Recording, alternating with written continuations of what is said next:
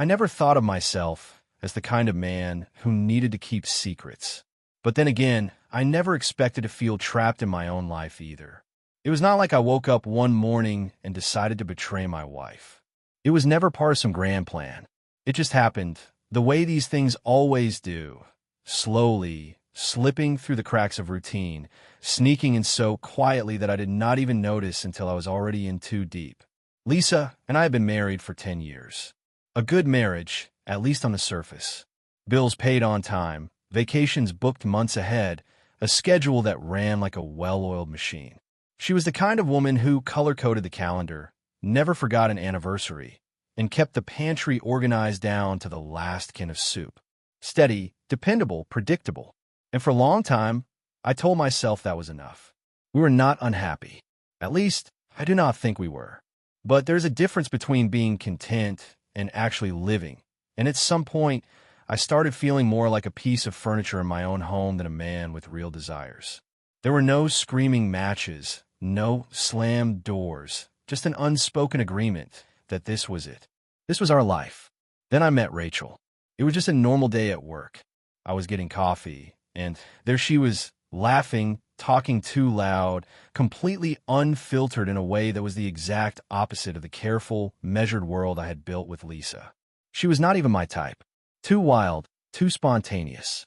The kind of woman who never looked at a menu before ordering, who made decisions on a whim, who lived entirely in a moment. At first, it was just harmless conversation. A joke here, a quick chat there. But then, the little things started happening. The way her fingers lingered on my arm when she laughed. The way she held eye contact just a second longer than necessary. The way I started looking forward to seeing her. How I found myself thinking about her, even when I was at home. The first time we had a drink together after work, I told myself it was just friendly. The first time I kissed her, I convinced myself it was a mistake. But mistakes have a way of turning into routines, and before I knew it, I was stealing time, creating moments that belonged to no one but her and me. That is how I ended up with the apartment. It was nothing fancy. A small, one-bedroom rental in a part of town no one would ever think to look for me. Anonymous. Forgettable. Safe. I told myself it was just for the occasional night when I needed space, when I wanted a break. But deep down, I knew the truth. The apartment was for Rachel. It was a place where I did not have to be anyone's husband. I paid for everything in cash. No paper trail, no messages when I was home, no changes in my routine. I made sure it was airtight. For months, it worked. I told Lisa I was swamped with work, taking on extra projects. She never questioned it. Why would she? I had always been the reliable one, the one who never gave her a reason to doubt me. She had no idea. But secrets do not stay buried forever. I do not know exactly where I slipped up. Maybe I left something behind, a receipt I forgot to throw away. Maybe someone saw me where I should not have been. Or maybe it was just bad luck. But I do know this, Lisa found out. And Lisa was not the type to cry or beg for answers. She was the kind of woman who burned everything to the ground. Looking back, I should have realized something was wrong the moment I walked through the door.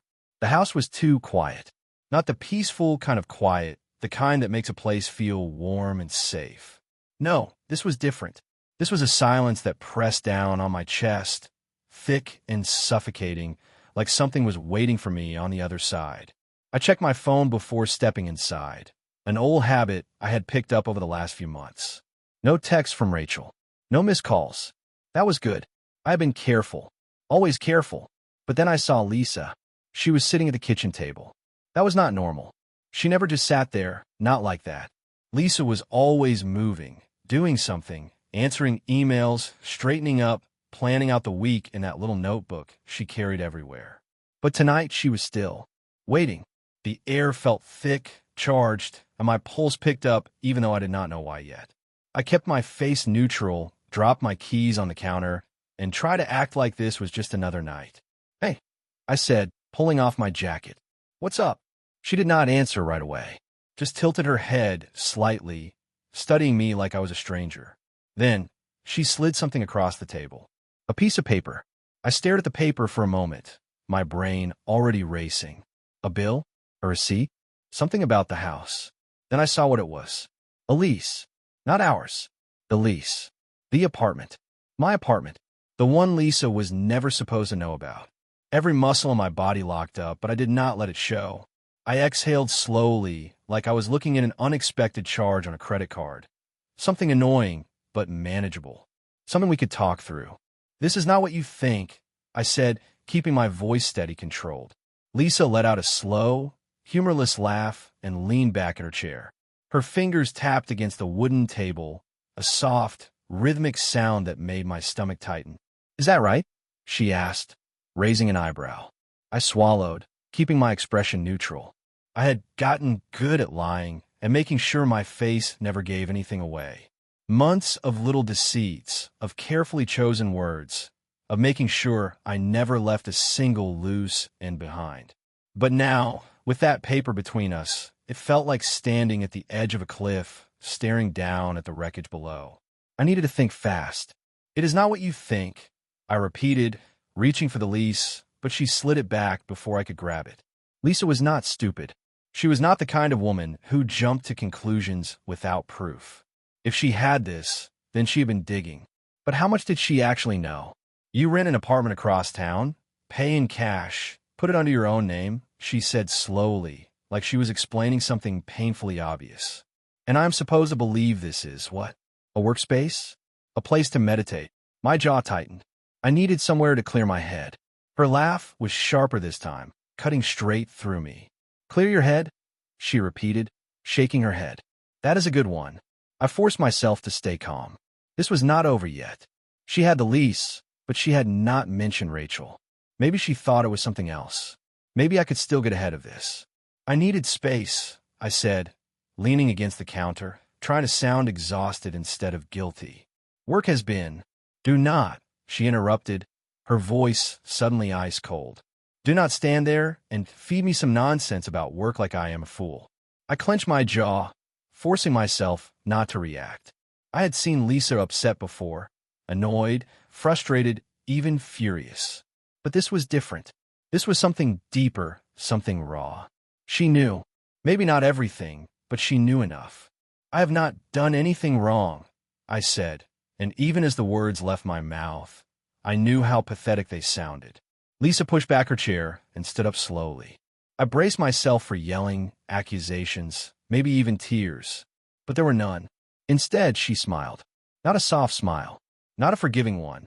It was the kind of smile that sent a cold chill through my chest. The kind that told me this was not just another fight. You know what is funny? She said, crossing her arms. I almost did not look into it. You are good, I will give you that. You never change your schedule. You cover your tracks. But you got too comfortable. And that is how people like you always get caught. I stayed completely still. I did not speak, because this was not an argument. This was a reckoning. Lisa picked up the lease, folded it neatly, and tucked it into the pocket of her cardigan. Then, as if this was just another evening, she turned toward the stove, filled the kettle with water, and set it down. Here is what is going to happen, she said, her voice calm, steady. I'm going to make some tea, and you're going to pack a bag. I blinked. What? She finally turned to face me, her expression unreadable. You are leaving. A shiver ran down my spine. I had expected a fight. Screaming, accusations, maybe even a long, dragged-out argument where she demanded to know why. But this was not that. This was something far worse. This was final. You do not even want to talk about this. I asked carefully. Lisa smiled again, and this time it was pure ice. No, she said simply. I opened my mouth, ready to argue, to deny, to fix this, but something in the way she was looking at me stopped me cold, because I had already lost. And the worst part, I had no idea what else she knew. I did not pack a bag, not because I thought I could change her mind.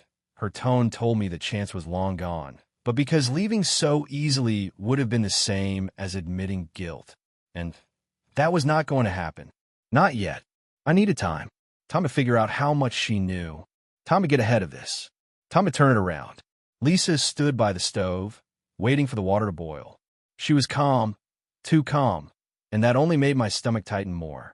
The way she moved, the way she kept her back to me, like I was not even worth looking at anymore. I am not leaving, I said, keeping my voice steady. She did not respond. I took a step closer, choosing my words carefully. You are upset, and I understand that. But you are making assumptions.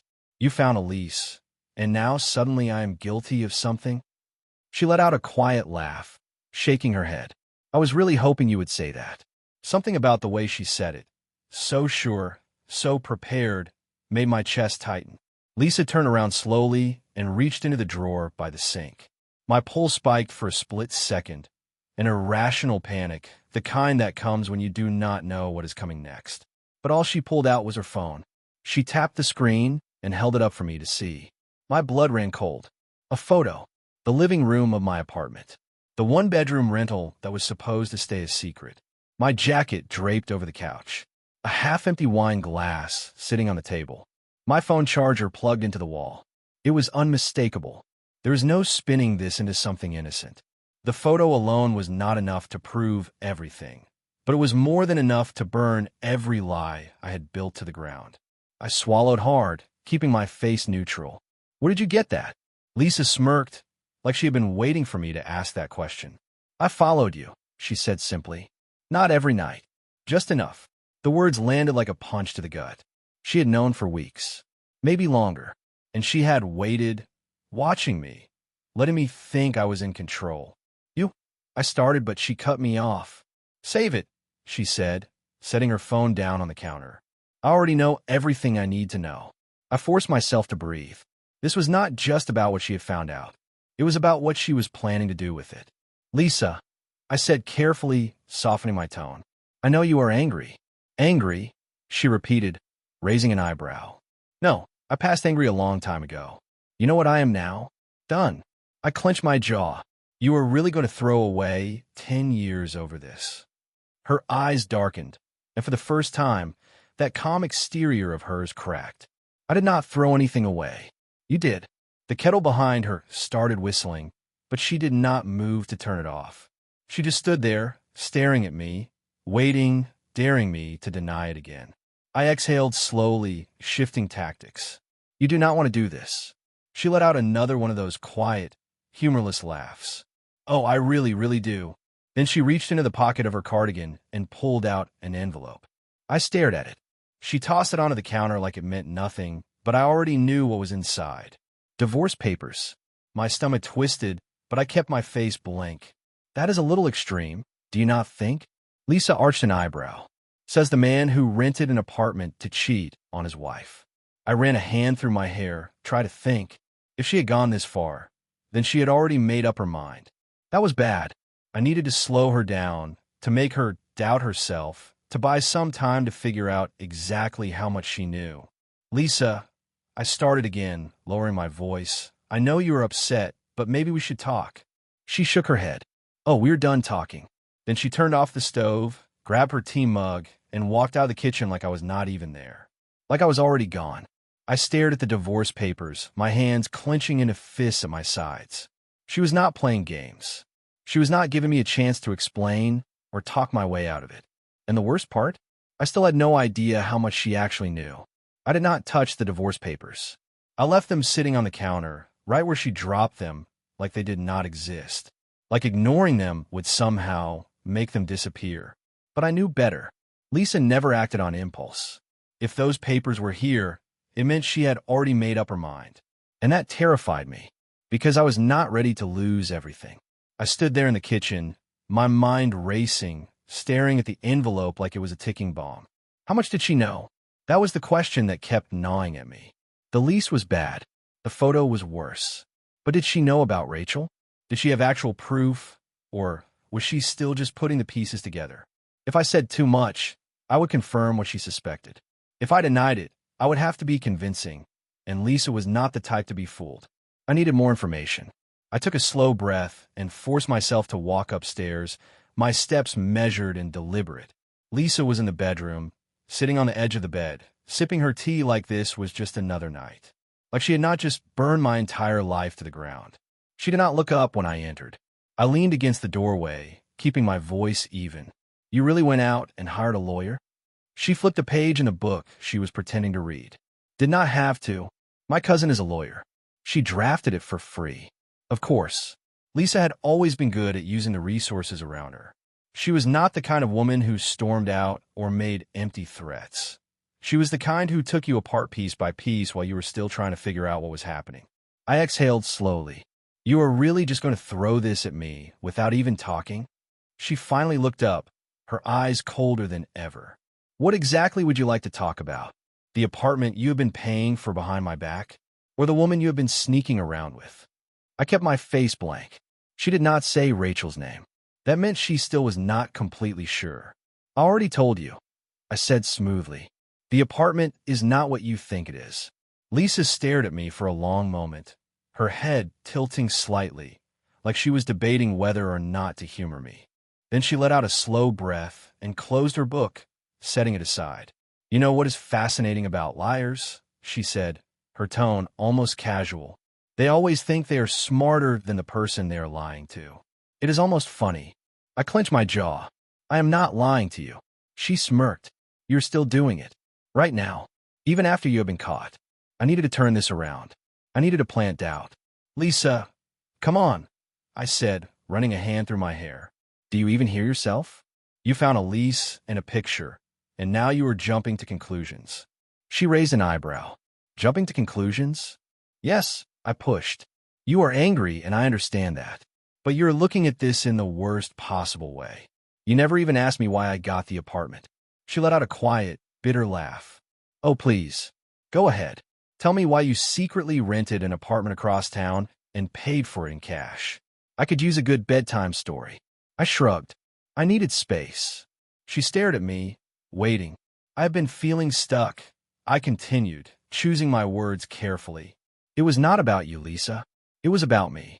I needed somewhere to think, somewhere to clear my head.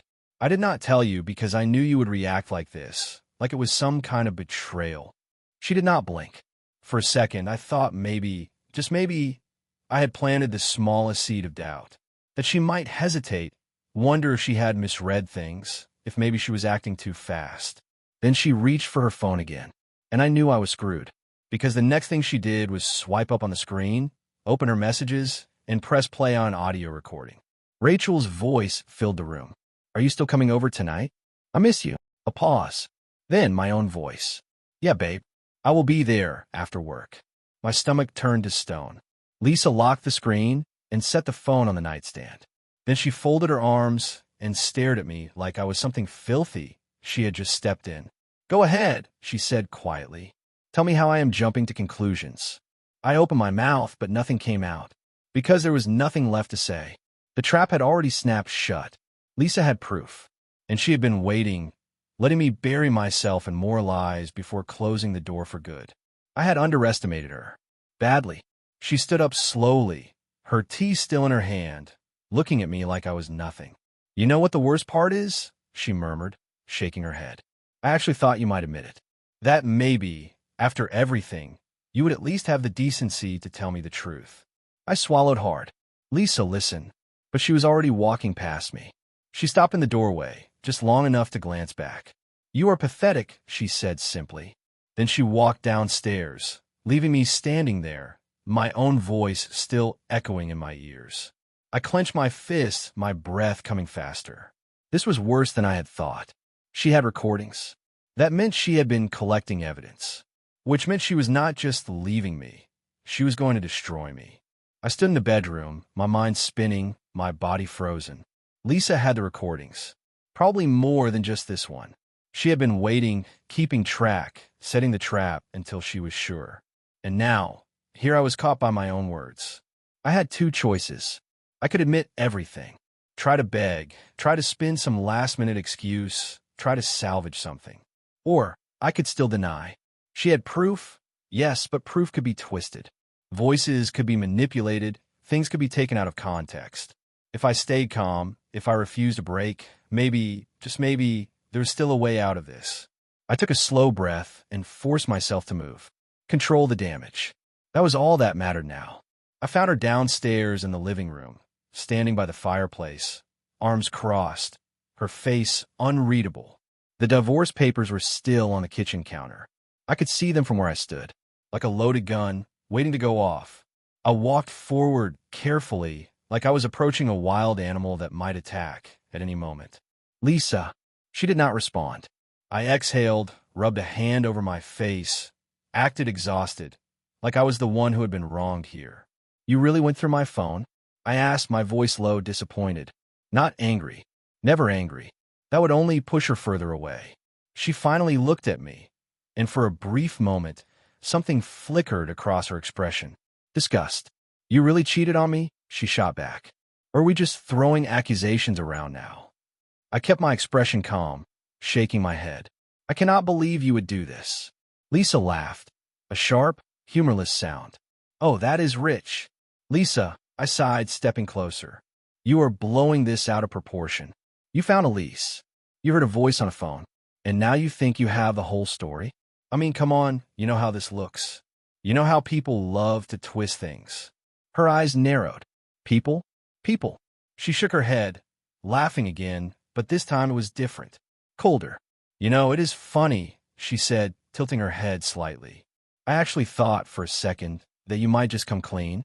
That after everything, after all the lies, you would at least have the decency to admit it now that you were caught. I clenched my jaw. She was not budging. She had made up her mind. I had one last chance to turn this around. I lowered my voice, softened my expression. I get that you are hurt. But Lisa, I need you to take a step back and ask yourself if you really want to do this. Do you really want to throw away 10 years over a misunderstanding? She stared at me for a long, long moment. Then she reached into her pocket, pulled out her phone, and hit play again.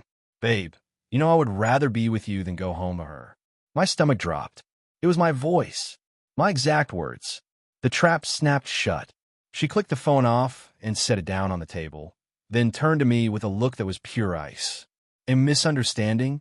She repeated, her voice barely above a whisper. That is what you were going with. I swallowed, my mouth suddenly dry. I could keep denying. I could keep fighting. But there was no point anymore. Lisa was not just done with me. She wanted to watch me burn. I stepped back, running a hand over my face. The room suddenly felt too small, like the walls were closing in. My pulse pounded in my ears. She took a slow breath, her fingers tapping against the table in a steady rhythm. Here's how this is going to go, she said, her voice calm, controlled. You're going to sign those papers. I exhaled through my nose. Lisa, listen to me, she cut in sharply, her eyes flashing. You're going to sign those papers. Tonight. Because if you do not, I will drag this through court, I will take everything I can, and I will make sure everyone knows exactly what you did. She stepped closer. Your job? Your reputation? Your nice little life? I will tear it all apart. I clenched my fists, forcing myself to stay calm. You are really going to be that petty? Her smile was sharp and deadly. You have no idea how petty I can be. I felt something crack inside me. The anger, the frustration, the sheer helplessness of the situation. I had been outplayed. For months, I had been careful. I had covered my tracks, built my walls, told my lies, and still, she had caught me. Lisa had won. I did not move, did not speak. She exhaled and turned away. Picking up her tea like this was nothing but a business transaction. The papers are on the counter, she said over her shoulder. You know where to find a pen. Then she walked away, leaving me standing there in the wreckage of my own making. I did not move, did not breathe. For the first time in months, I realized I had nowhere left to go. I did not touch the divorce papers. Not yet. I stood in the empty kitchen, the weight of the moment pressing down on me like a slow, suffocating tide. Lisa had walked away without looking back, without hesitation, without giving me even a sliver of hope that this was something I could fix. Because it was not. She had made up her mind. And worse, she had planned for this. For how long? Weeks? Months? Had she been watching me, waiting for the right moment to strike? Had she already known the first time I came home late, the first time I lied about working overtime? Had she been waiting, letting me dig myself in deeper before making her move? I clenched my fists, forcing down the frustration bubbling in my chest. I had been careful, so careful, but all it took was one mistake, one moment of overconfidence, and she had unraveled it all. Now, she wanted me gone. She wanted me to sign my life away, to pack a bag like some guilty dog with its tail tucked between its legs and disappear. But I was not ready to roll over just yet. I exhaled sharply and walked out of the kitchen, my footsteps slow and measured. From upstairs, I could hear Lisa moving around, probably in the bedroom, gathering more evidence, setting her plans into motion. I had to act fast. I pulled out my phone, my fingers hovering over my messages. Rachel. I needed to warn her. If Lisa had proof, if she was planning to drag this into the light, then Rachel needed to be ready. I hesitated. What if she already knew? Lisa was smart. Too smart. She would not have come at me like this unless she was absolutely certain. If she had recordings of our conversations, then she had access to my phone. A slow, sick feeling crawled up my spine. Had she read my texts? Listened to my calls? Tracked me? My jaw tightened. This was no longer just a fight between a husband and wife. This was a war. And I was losing. I deleted Rachel's name from my contacts, then wiped our messages, my hands moving fast, my pulse pounding. I needed to stay ahead of Lisa, at least in some way. If she had not gone through my phone yet, I could not risk giving her more ammunition. Just as I finished, I heard her footsteps coming down the stairs. I slipped the phone back into my pocket, straightening as she walked into the room. She did not even glance at me. She moved past me, heading for the coat rack by the front door, grabbing her keys. "Where are you going?" I asked, my voice calmer than I felt. She pulled on her jacket, flipping her hair over her shoulder. "Not that it is any of your business anymore, but I have things to do." I stepped forward, blocking her path. "We are still married, Lisa. That makes it my business." She finally looked at me, and what I saw in her eyes sent a chill through my bones. There was nothing there. No anger, no sadness, no hesitation. Just cold certainty. "You think that still means something?" she asked quietly. I exhaled sharply. "Of course it does. This thing you're doing, this plan you put together, Lisa, I get it. You are furious. You want revenge. But we have been married for 10 years. That has to count for something." She smiled, but it was not a kind smile. It was sharp, calculated, like she was about to enjoy the next words coming out her mouth. "Oh, do not worry," she said softly. "It does count for something." She took another step forward, closing the distance between us, and, for a split second, I almost thought she might hit me. Then she leaned in slightly, her voice dropping to a whisper.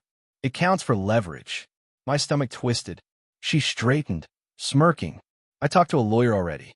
In case you were wondering what I was doing while you were sneaking off to your little secret apartment." I swallowed hard. "Lisa, do you know what a no-fault divorce is?" She cut in smoothly. "Because I looked it up, and I decided I do not want one." I shot through my veins. She let the words sink in for a moment, watching the realization hit me. I opened my mouth to speak, but she was not finished. "You see, sweetheart, there is a huge difference between a normal divorce and a divorce where one party can prove infidelity." She tilted her head. "And guess what? I can prove it." My hands clenched at my sides. "You do not want to go down that road." She raised an eyebrow. "Are you threatening me?" "No," I said through gritted teeth. "I'm saying you do not want to make this messier than it has to be. We can settle this like adults, quietly."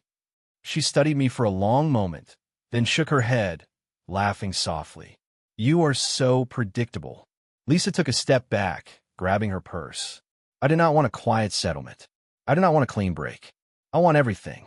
The house, the money, the savings, and you." She pulled open the front door, looking at me over her shoulder. "You get to walk away with nothing." Then she stepped outside, slamming the door behind her. I stood there, my breath coming fast, my fists shaking. I had lost control of my marriage, my lies, my life. Lisa was not just leaving me. She was about to ruin me. And for the first time since this all started, I realized there was no way out of this. She had won, and I had nowhere left to run. The silence after Lisa left was deafening. I stood in the middle of the living room, my breath heavy, my heart slamming against my ribs like a caged animal. My mind was racing, grasping for something, anything that could salvage this. But there was nothing left to save. She had made sure of that. Lisa was not just divorcing me. She was gutting me piece by piece. And I had let it happen. I had underestimated her. Thought she would cry, maybe yell, maybe throw something. Thought she would give me a chance to spin my way out of it like I always had. But she was not looking for an apology. She was not looking for closure. She was looking for blood. And now, she had everything she needed to take everything from me. I forced myself to move, pacing the length of the room, my hands running through my hair. I had to think. There had to be some way to slow this down, to stop her before she turned this into a public execution. But Lisa was not just reacting. She had been planning this for months. She had the lease, the recordings, the lawyer, and worst of all, she had the narrative. By tomorrow, our friends, our families, our co-workers, they would all know. She would make sure of it. I could already picture the phone calls, the whispered conversations, the texts I would not be able to answer. I was not just losing my wife. I was losing my entire life. I needed to get ahead of this. I pulled out my phone, my fingers moving fast. Rachel. I hesitated for only a second before dialing. It rang twice before she picked up. Hey, you. Her voice was soft, teasing. Miss me already? I swallowed hard, glancing toward the door like Lisa might still be there listening. Listen, we have got a problem. Rachel was quiet for a second. Then her tone shifted. What kind of problem? I took a deep breath. Lisa knows. The silence on the other end stretched uncomfortably. Knows what exactly? Everything, I said. She has proof. A lot of it. Rachel cursed under her breath. Ow, I did not know, I admitted. She has been watching me. She has recordings. And now she is going for everything. The house, the money, the savings. You are kidding. I let out a bitter laugh. Do I sound like I am kidding? She inhaled sharply. What do we do? I closed my eyes, pinching the bridge of my nose. I do not know yet, but you need to be careful. If she has more than what she has already shown me, she might come after you too. Rachel swore again, lower this time. This is bad. No kidding. I will call you when I figure something out, I said, already moving toward the stairs. For now, just stay quiet. Do not do anything stupid. She did not answer right away. Then, finally, okay, just keep me updated. I ended the call. I needed time. I needed options. I froze when I reached the top of the stairs. Lisa's closet was open. Half of it was empty. My stomach dropped. I rushed into the bedroom, my eyes scanning the room, my breath catching in my throat. Her jewelry box was gone. So was her suitcase. She had not just left for an errand. She was not coming back. She had packed her things and walked out for good. And that was when the truth finally hit me like a sledgehammer to the chest. This was over. For months, I had been living in two separate lives, balancing on a knife's edge, convincing myself that I could keep it all, that I could have Lisa and Rachel, my marriage and my escape. But I was never in control. Lisa was. From the moment she found out, she had been setting me up, watching, waiting, planning. And now, she had played her final move. Checkmate. I walked back downstairs, slow, heavy. The divorce papers were still sitting on the counter, the envelope untouched. She had left them there on purpose. She knew I would sign them, because I had nothing left to fight with. I reached for a pen. I hesitated for a long moment. Then I signed my name at the bottom, because in the end, it did not matter. Lisa had already won.